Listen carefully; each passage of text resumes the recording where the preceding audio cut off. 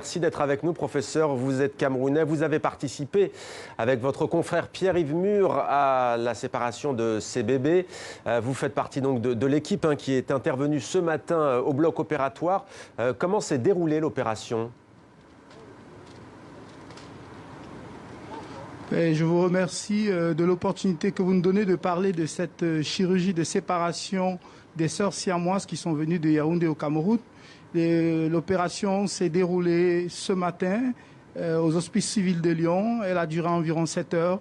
Elle s'est déroulée sans souci et les petites ont effectivement été séparées.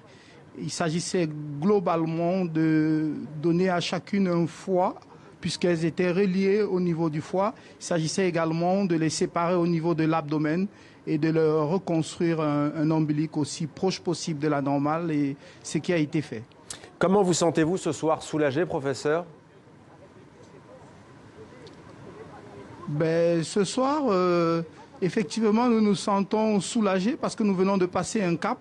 Voilà que nous attendions cette séparation il y a bientôt plus de 10 mois.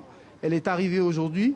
Nous pensons qu'elles vont poursuivre leur surveillance en réanimation et que pour la suite également, elles vont avoir un avenir meilleur parce qu'elles vont pouvoir vivre séparées comme toutes les jumelles qui ne sont pas conjointes. Outre cette prouesse médicale, la première pour cet établissement de la région lyonnaise, c'est l'élan de solidarité qui a permis de sauver ces filles. C'est vous qui avez alerté votre confrère, notamment lorsqu'elles étaient à l'époque au Cameroun. Oui, effectivement, lorsque j'ai reçu ces fillettes à l'hôpital gynéco-obstétrique et pédiatrique de Yaoundé, j'ai informé la direction de notre hôpital et j'ai informé le professeur Yves Mur qui travaille avec moi depuis une dizaine d'années sur les malformations urogénitales. Et ensemble, nous avons mené la réflexion pour voir dans quelle mesure on pouvait apporter un traitement optimal à ces fillettes-là. Et c'est ainsi que nous avons choisi, et nous pensons que c'était le bon choix, de venir à Lyon pour pouvoir procéder à la séparation de ces sœurs siamoises. Nous sommes optimistes quant à la suite, quoique il y a une des petites qui a une malformation cardiaque qui va encore être prise en charge, mais l'intervention de séparation en elle-même ce matin s'est passée sans aucun souci. Et les petites vont être suivies en réanimation pour s'assurer que les suites également vont rester simples. Elles vont être suivies où, en France ou au Cameroun? Elles vont d'abord être suivies ici à Lyon en France pour qu'on s'assure qu'elles sont totalement guéries. Et puis par la suite, elles vont bien sûr rejoindre le Cameroun où nous allons en liaison avec les équipes de Lyon continuer le suivi.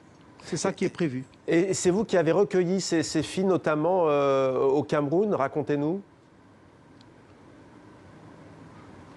Alors, ce que je pourrais vous dire, c'est que ces fillettes sont nées dans une localité à peu près à 150 km de Yaoundé, la capitale, qu'on appelle Ayos. Et puis, immédiatement après, elles avaient été transférées au centre mère-enfant de la Fondation Chantal Biya, qui tout de suite nous a saisis, puisque nous sommes un service de chirurgie pédiatrique à l'hôpital gynéco-obstétrique et pédiatrique de Yaoundé. Et lorsque nous avons reçu ces fillettes, il était question déjà de faire en sorte qu'elles puissent guérir parce qu'elles avaient une petite infection au niveau de l'ombilic. Il était question de les alimenter, ce que nous avons fait. Il était question surtout de faire un bilan malformatif. Il s'agissait pour nous de dire que, OK, nous voyons une malformation évidente, mais est-ce qu'elle est isolée ou alors est-ce qu'elle est associée à d'autres malformations? Et c'est ce que nous avons essayé de faire, mais il s'agissait aussi de les protéger des regards et puis de certaines considérations. Et c'est ce que nous avons fait. Et puis surtout, nous avons mené cette réflexion qui a conduit en solidarité, bien sûr, avec les Hospices civils de Lyon, la chaîne de l'espoir et bien sûr l'État du Cameroun à ce que nous voyons aujourd'hui. Et c'est pour ça que je peux affirmer qu'il s'agit véritablement d'un modèle de solidarité universelle.